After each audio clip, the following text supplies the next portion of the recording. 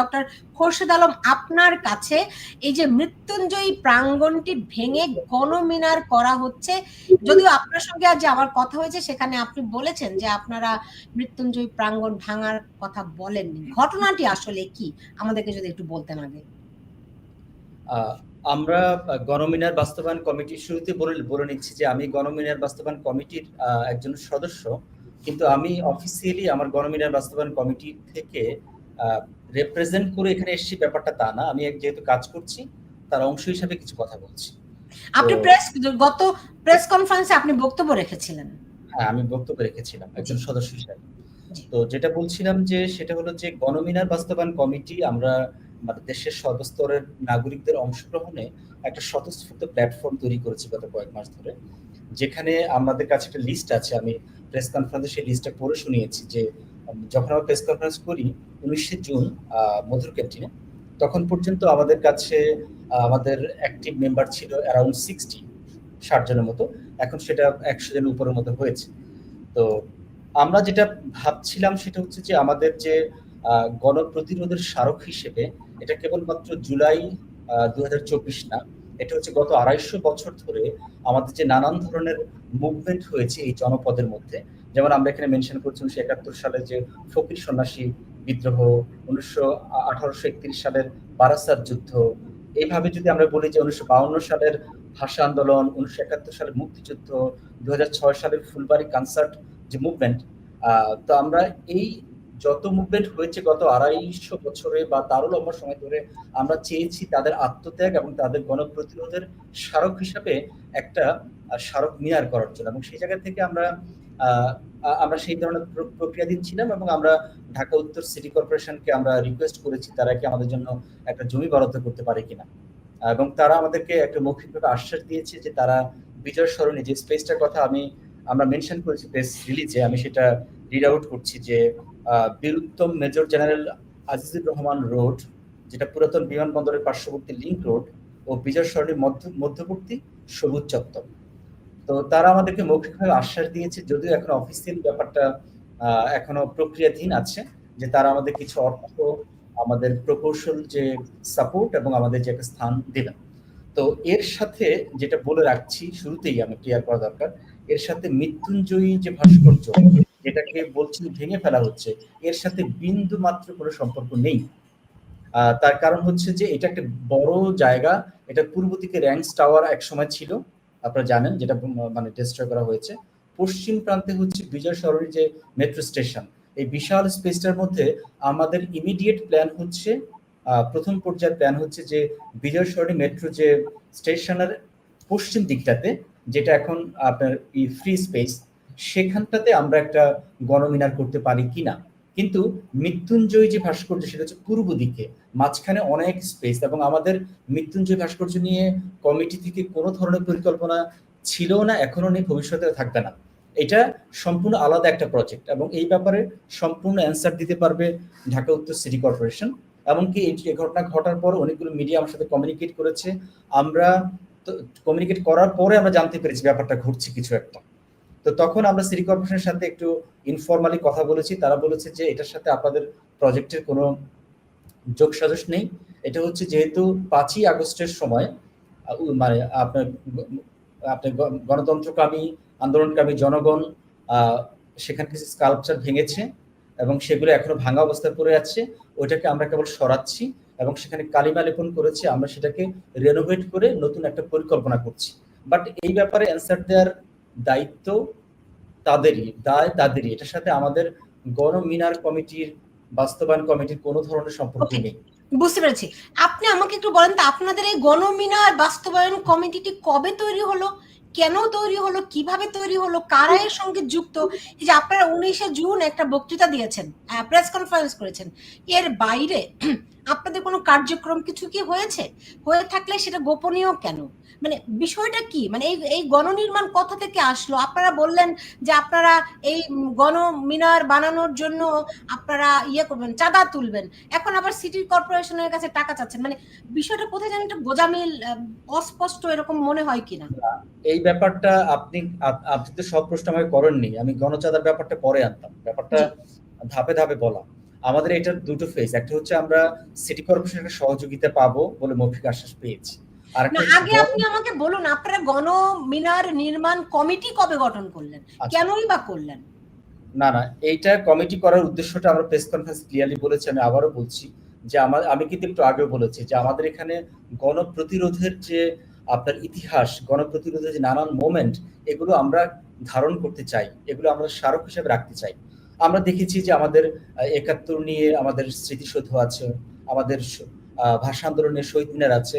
আমরা মনে করছি জুলাই গণ অভ্যুত্থান নিয়ে এরকম গণমিনার হতে পারে, যেটা কেবলমাত্র জুলাই গণ অভ্যুত্থানের মধ্যে সীমাবদ্ধ থাকবে না, এটা আমরা ছড়িয়ে দিতে চাই একটা গণপ্রতিরোধের চেতনাকে সঞ্চারিত করার জায়গা থেকে। এখন আপনার প্রশ্নের অ্যান্সার আমি দিচ্ছি।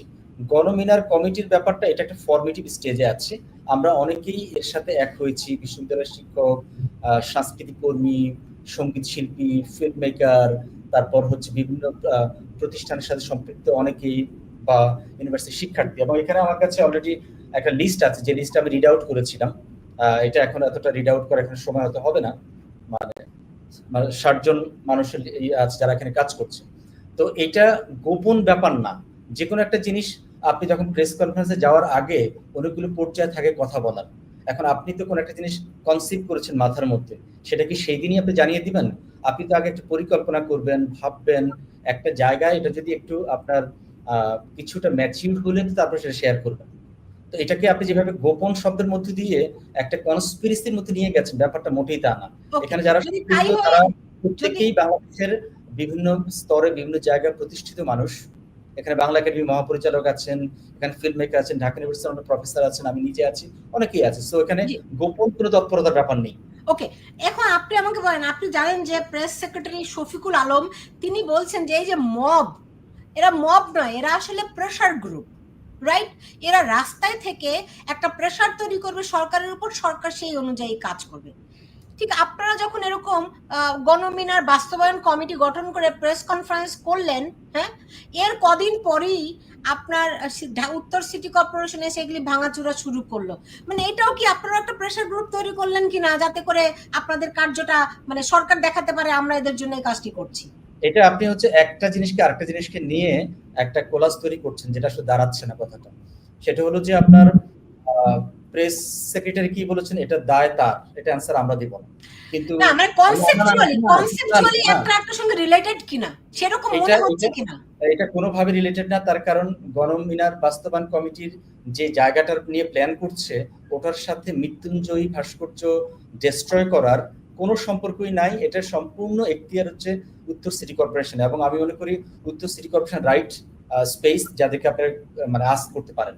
তবে যেটা বলার সেটা হচ্ছে আমরা মানে মহান মুক্তিযুদ্ধ ১৯৭১ সাল এবং ভাষা আন্দোলন ১৯৫২, প্রতিটা পর্বেই আমাদের গণপ্রতিরোধের যে স্মারকগুলোকে আমরা এখানে অ্যাকোমোডেট করতে চাই। ফলে আমাদের সাথে ৭১ কিংবা ৫২ কোনোভাবেই সাংঘর্ষিক না। আমরা একটা ইনক্লুসিভলি ভাবে আমাদের এই জনগোষ্ঠীর, আমি এটাও বলছি যে এমনকি ২০০৬ সালে কনসার্ট পর্যন্ত। না ঠিক আছে, আপনারা যদি সেইটাই বলে থাকেন, তাহলে যে বাংলাদেশের মুক্তিযুদ্ধের এত এত ভাস্কর্য ধুলায় মিশিয়ে দেওয়া হলো, আপনারা কি একটিরও প্রতিবাদ করেছিলেন আপনাদের এই কমিটি থেকে? আমাদের এই কমিটিতে ফর্ম হয়েছে, ফর্ম বলতে বোঝাচ্ছে এই কমিটি সারফেসে এসছে গত ১-২ মাস ধরে। ওকে, কিন্তু আপনাদের এই কমিটির সারফেসে আসুক, কিন্তু এই কমিটির সামিনা লুৎফা, মোহাম্মদ আজম, অধ্যাপক আল মামুন, এরা তো সেই আন্দোলনের ৫ই আগস্টের অনেক আগে থেকেই এই আন্দোলনে ছিলেন। এখন আপনি বলতে পারেন যে আপনারা সারফেসে এই নতুন কমিটি নিয়ে, মিনার বাস্তবায়ন কমিটি নিয়ে নতুন আসছেন, কিন্তু আপনারা তো ইউ ওয়ার দেয়ার, আপনারা এখানে আগে থেকেই ছিলেন।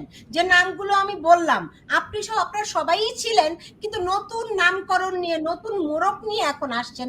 কিন্তু যদি বলেন গত ১০ মাসে আপনারা এই যারা আছেন, যারা শিক্ষক, যারা এই কমিটির মধ্যে আছেন বা কমিটির মধ্যে নাই, তারা বাংলাদেশের এতগুলো ভাস্কর্য, মুক্তিযুদ্ধের স্মৃতিস্তম্ভ, এমনকি বীরশ্রেষ্ঠদের ভাস্কর্য পর্যন্ত ভাঙা হলো, আপনারা কি একটিবারও প্রতিবাদ জানিয়েছেন? ব্যক্তিগতভাবে আমি আমি কমিটির কথা বলছি। আমি কমিটি তো আমি শুনেন, আপনি আপনার বউকে বাইরে সবার সামনে অপমান করলেন, ঘরে এসে দুইটা ভালোবাসার কথা বললেন। It doesn't make sense. এটা আপনার একটা মানে এই অ্যানালজিটা দাঁড়াচ্ছে না। যেটা বলছিলাম যে আমি যেটা বলছি সেটা হলো যে আপনার আমি ঢাকা মানে শিক্ষক নেটওয়ার্ক, বিশ্ববিদ্যালয় শিক্ষক নেটওয়ার্কে আমি নিজে দেখেছি যে বিভিন্ন জায়গায় মুক্তিযুদ্ধের ভাস্কর্য ভাঙা নিয়ে প্রতিবাদ করতে, এবং সেই শিক্ষক নেটওয়ার্কের আমি একজন প্রতিষ্ঠাতা মেম্বার, এবং সেটা 1900 মানে আমি 2015 সালে আমরা মানে সেটা আমি তৈরি সেটাই করেছি। বলছি, আপনারা কি এটা গোপনে সেদিক গোপনে থেকে চুপি চুপি প্রতিবাদ জানিয়েছেন, নাকি প্রকাশ্য একটা সভা সমাবেশ করেছেন, একটা না, মিছিল করেছেন? না, আপনি আপনার কথার টোন হচ্ছে, আপনি দেখছি আপনি একটা সুস্পষ্ট পক্ষে চলে যাচ্ছেন, ধরে নিয়েছেন আমি এনিমি। এটা একদমই ভুল, না না একটা না, ভুল এনিমি তথ্য। না, আমাকে যদি বলেন আমি আমি পক্ষে চলে যাচ্ছি, আমি মুক্তিযুদ্ধের পক্ষে অবশ্যই, চক্ষু বন্ধ করে, এইটাতে না কোনো না সমস্যা নেই আমার না, ভাই, আই এম এখন প্রাউড। আওয়ামী লীগের ধরেন দালালি করাটা কোনোভাবে মুক্তিযুদ্ধের পক্ষের না না পক্ষে না, চলে আমি যাচ্ছে। এখানে আওয়ামী লীগ আসছে আওয়ামী লীগ কোথা না থেকে? না আমি বলতেছি মুক্তিযুদ্ধের ভাস্কর্য। না না, আপনি এখানে আওয়ামী লীগটা কোথায় পেলেন ভাই? সমস্যা তো না না আপনাদের না, ব্রেইনে নাকি? এটা হচ্ছে আওয়ামী লীগের ফ্রেম থেকে লেন্স দিয়ে মুক্তিযুদ্ধকে দেখতে হবে, এমন কোনো দায় কিন্তু আমাদের নেই। সো আমি মনে করি সেই আওয়ামী দায় লীগের লেন্স আপনার এখানে, থাকতে পারে, মুক্তিযুদ্ধের সেই দায়টা আপনার মুক্তিযুদ্ধের থাকতে পারে, ভাস্কর্য কিন্তু ভাঙার সঙ্গে সেই আওয়ামী দায়টা লীগের আমাদের। লেন্সের কি সম্পর্ক বলেন? এই মুখস্থ তোতাপাকি মার্কা কথা বলা বন্ধ করে, এই যে আমার মুক্তিযুদ্ধের উপর আঘাত আসছে, আপনারা একটি প্রতিবাদ করেছেন কিনা এই প্রশ্নটি আমি আপনাকে করেছিলাম। আমি যদি মুক্তিযুদ্ধের দালাল, অবশ্যই আমি মুক্তিযুদ্ধের দালাল, আমার কোনো সন্দেহ আপনাকে আমি নেই। একটা উল্টো প্রশ্ন করি। ধরেন জি। যেখানে আমরা ভাস্কর্য করি তার ঠিক উল্টো পাশে মাওলানা ভাসানী নব থিয়েটার ছিল, তার নাম চেঞ্জ করে বঙ্গবন্ধু শেখ মুজিবুর নব থিয়েটার ও, করেছে। ওইটা তো মাওলানা ফ্যাসিস্টের ভাসানী আমলের কথা হচ্ছে বলছেন। আপনি এখন শুনুন, ফ্যাসিস্টের আমলের কথা ভুলে যান। আমি তো এখন নতুন শুনুন, বাংলাদেশের কথা মাওলানা বলছি। ভাসানী হচ্ছেন আওয়ামী লীগের প্রতিষ্ঠাতা 1949 সালে। আপনি কি প্রতিবাদ করেছেন?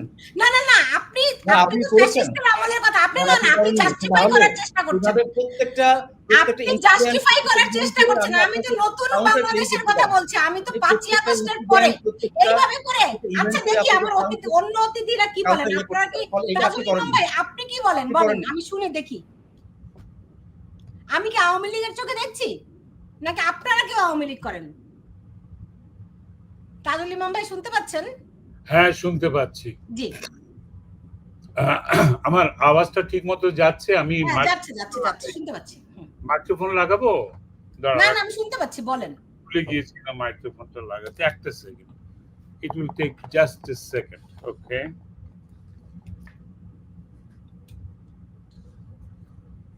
হ্যাঁ, যে কথাটা আমি আসলে শুনছিলাম ডক্টর খোরশেদ আলমের বক্তব্য। হ্যাঁ, তার বাচন ভঙ্গি বা বলার যে কায়দা, সেটা অদ্ভুতভাবে ডক্টর ইউনূসের সঙ্গে মিলে যায়। তাকে ইউরোপেও বিভিন্ন রকম প্রশ্ন করা হয়েছিল, আমেরিকাতেও করা হয়েছিল। তারা যখনই প্রশ্নের মধ্যে কোনো জবাবদিহিতার সম্মুখীন হন, যারা জুলাই ছাত্র আন্দোলনের সঙ্গে জড়িত ছিলেন, পরে সরকার পতন আন্দোলন করেছেন, তারা যখনই কোনো প্রশ্নবিদ্ধ হন কোনো ব্যাপারে, সঙ্গে সঙ্গে আরেকজনের দিকে দোষ দিয়ে দেন। না, ওটা আমি জানি না, ওটা উনি জানার কথা। এগুলো হচ্ছে গিয়ে সরকারি আমলাদের মধ্যে যারা নিম্ন স্তরের ঘুষখোর এমপ্লয়ি, তাদের অজুহাত। স্যার, ওই পাশের টেবিলে উনি কোথায়, বলে উনি লাঞ্চে গিয়েছে, কখন আসবে বলে ৩টার সময়। এইরকম অজুহাত আমরা শুনেছি, অনেক শুনেছি।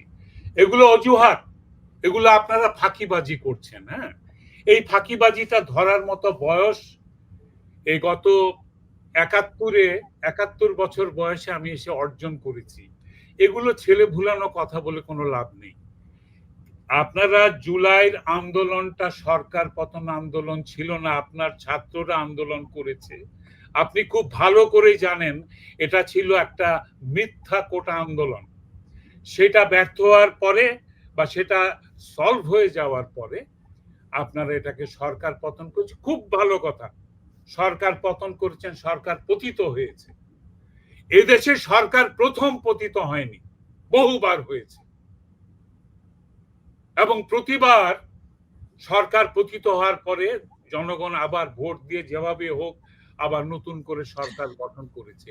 আপনারাই নতুন ন্যারেশন নিয়ে এসছেন, আপনারা নতুন বাংলাদেশ, নতুন স্বাধীনতা। আপনারা পরাধীন ছিলেন না, পরাধীন আমরা ছিলাম। ৭১-এ ২.৫ লক্ষ মুক্তিযোদ্ধা ট্রেনিং নিয়ে যুদ্ধ করেছিল অস্ত্র হাতে। ৪.৫ লক্ষ নারী এখানে ধর্ষিতা হয়েছিলেন নিজেদের সম্ভ্রমের বিনিময়ে। আর তারপরে ৩০ লক্ষ প্রাণ। এগুলো সবকিছুকে আপনারা প্রশ্নবিদ্ধ করেছেন। আপনি নিজেই ডক্টর খোরশেদ আলম একটু আগে বলেছেন, আওয়ামী লীগের চশমা দিয়ে আমরা মুক্তিযুদ্ধকে দেখব না। আপনার তো জন্ম হয়নি তখন। তাহলে আপনি কার চোখ দিয়ে গত 250 বছরের ইতিহাস দেখবেন? আপনারা কার চোখ দিয়ে সেই তেভাগা আন্দোলন, কৃষক আন্দোলন, ফকির বিদ্রোহ অথবা অন্যান্য যেসব আন্দোলন হয়েছে, স্বদেশী আন্দোলন, কার চশমা দিয়ে দেখবেন? আপনারা তো ইতিহাস পড়ে তারপর সেটা জানবেন। মুক্তিযুদ্ধের ইতিহাস যদি আপনার সন্দেহ থেকে থাকে, যদি আপনার মনে হয় আওয়ামী লীগ বাড়িয়ে বলছে, তাহলে বিশ্বের যে কোনো খবরের কাগজ সেই সময় প্রকাশিত আপনি দেখতে পারবেন, হিসাব করে বের করে ফেলতে পারবেন কত মানুষ এতে প্রাণ দিয়েছে, কোন কোন পত্রিকায় কোন সময় কোন খবর বেরিয়েছে। সে রাশিয়ার প্রাভদাতে জুন মাসে বেরিয়ে গেছে 20 লক্ষ মানুষের হত্যাকাণ্ডের কথা, ব্রিটিশ সংবাদপত্রে বেরিয়েছে, বিবিসি সে খবর দিয়েছে। আপনারা সব জানেন, আপনাদের মুঠো ফোনের মধ্যে গোটা পৃথিবীর সব ইতিহাস আছে, কিন্তু আপনাদের ন্যারেশন আলাদা। আপনারা এখন এই যে ইতিহাস মুছে দেওয়ার চেষ্টা করছেন, সেই ইতিহাস কত বছরের? 54 বছরের আগেও আরো 10, 15, 20 বছরের ইতিহাস এটার সঙ্গে জড়িত। পাকিস্তানের জন্মের পর থেকেই এই প্রতিরোধ সংগ্রাম এইসবের ভেতর দিয়ে মুক্তিযুদ্ধ, তারপরে গত 54 বছর কেটে গেছে। আপনারা যদি মনে করেন যে 54 বছরের ইতিহাস টোকা দিয়ে ফেলে দেবেন, আর পথে ঘাটে অথর্ব হয়ে যাওয়া, বৃদ্ধ হয়ে যাওয়া এই জেনারেশন মুক্তিযোদ্ধাদেরকে গালের জুতার বাড়ি মারলে মানুষ মুক্তিযুদ্ধের ইতিহাস ভুলে যাবে, তাহলে চিন্তা করেন আপনার 2 সপ্তাহ যে সংগ্রাম করেছেন আপনারা, এটা কিসের বাতাসে উড়ে যাবে? আপনারা কি করেছেন আপনারা খুব ভালো করে জানেন। আপনাদের ন্যারেশন নিয়ে আমি তর্ক করতে আসিনি। তবে এই 5ই আগস্টে বা জুলাইয়ের আন্দোলনের পর থেকে যতগুলো স্থাপনা আপনারা ধ্বংস করেছেন, সেটা দেশের সম্পদ ছিল, এবং তারপরে আপনাদের 5ই আগস্ট আন্দোলন সফল হওয়ার পরে মুক্তিযুদ্ধের যতগুলো জাদুঘর, নথিপত্র, ভাস্কর্য, স্মারক সব আপনারা ধ্বংস করেছেন। শুধু সেটাই করেননি, আপনারা অনির্বাণ শিখা নিভিয়ে দিয়েছেন রেস কোর্সের মাঝখান থেকে, মুক্তিযুদ্ধের জাদুঘর থেকে, যেখানে পাকিস্তানি সেনাবাহিনীর আত্মসমর্পণের যে মিটিং এর ভাস্কর্য ছিল সব চুরমার করে দিয়েছেন আপনারা। আপনারা কিসের অজুহাত নিয়ে আসেন যে আমি জানতাম না, উনি জানেন, উনি জানেন না, তিনি জানেন? আপনারা সব জানেন। আপনারা যে প্রেসার গ্রুপ ক্রিয়েট করেছেন, এই প্রেসার গ্রুপটা হচ্ছে গিয়ে আপনার তৌহিদি জনতা, সো কল্ড তৌহিদি জনতা, যারা ধর্মের মুখোশ পরে বাংলাদেশে তাণ্ডব চালাচ্ছে এখন। আপনারা আওয়ামী লীগকে পরাভূত করতে গিয়ে আপনারা মুক্তিযুদ্ধকে মুছে দেওয়ার চেষ্টা করছেন। আমি জীবনের শেষ প্রান্তে দাঁড়িয়ে বলে যাচ্ছি, উচ্চারণ করছি, আমরা বাংলাদেশের প্রথম সেনাবাহিনী ছিলাম যারা দেশের জন্য যুদ্ধ করেছিলাম। বাংলাদেশের আর কোন সেনাবাহিনী দেশের জন্য যুদ্ধ করেনি, আমরা করেছিলাম। আপনারা যেটা করেছেন সেটা হুজ্জত। আপনাদের পেছন থেকে গুলি করে কারা মেরেছে আপনারা খুঁজে বের করেন। ন্যায় বিচার যদি চান আপনারা সত্যিকারের খুনিকে বের করার ধৃষ্টতা দেখান একবার। আমরা শপথ নিয়েছিলাম এদেশের সার্বভৌমত্ব, স্বাধীনতা, সংবিধানের পক্ষে আমরা দাঁড়াবো। যারা এখনো বেঁচে আছি, আমাদের বেশিরভাগই প্রয়াত হয়েছেন, আমরা যারা বেঁচে আছি আজকে আমি এই অনুষ্ঠানের মাধ্যমে পৃথিবীর সব জায়গায় ছড়িয়ে থাকা এবং বাংলাদেশেও যারা মুক্তিযোদ্ধা রয়েছেন সবাইকে বলছি, পথে নেমে আসুন। আপনাদের পরবর্তী জেনারেশন আপনাদের পাশে দাঁড়াবে। এই দেশটা এখনো রাজাকারদের অধিকৃত হয়ে যায়নি। মুক্তিযুদ্ধের স্মারক, ভাস্কর্য আর ইতিহাসের স্মারক, মিউরাল, টাইমলাইন এগুলো ভেঙে দিয়ে আপনি নতুন করে মুক্তিযুদ্ধের ন্যারেশন দেবেন। সেখানে আপনারা বলবেন যে শেখ মুজিবুর রহমান মুক্তিযুদ্ধের কেউ ছিলেন না, এইসব ফালতু মিথ্যা কথা ইতিহাস কখনো মানবে না। আপনারা ভণ্ড, আপনারা দ্বিচারী, আপনারা মিথ্যুক, আপনারা দেশের সর্বনাশ করছেন, আপনারা মুক্তিযুদ্ধকে মুছে দিতে চাইছেন। আমি আওয়ামী লীগের কেয়ার করি না, আওয়ামী লীগ ক্ষমতায় আসবে কিনা আমি জানিও না, কেয়ারও করি না। আমি বিশ্বাস করি মুক্তিযুদ্ধের পক্ষের মানুষ, আপামর জনসাধারণ এখনো মুক্তিযুদ্ধকে সম্মান করে, 30 লক্ষ শহীদকে সম্মান করে। আপনাদের এইসব চালাকি করা ন্যারেশন দিয়ে কোনো কাজ হবে না। আপনি যদি আমার মিনার ভেঙে দেন, আমার জীবদ্দশায় আমি সুযোগ পেলে আপনার মিনারও আমি ভেঙে দেব।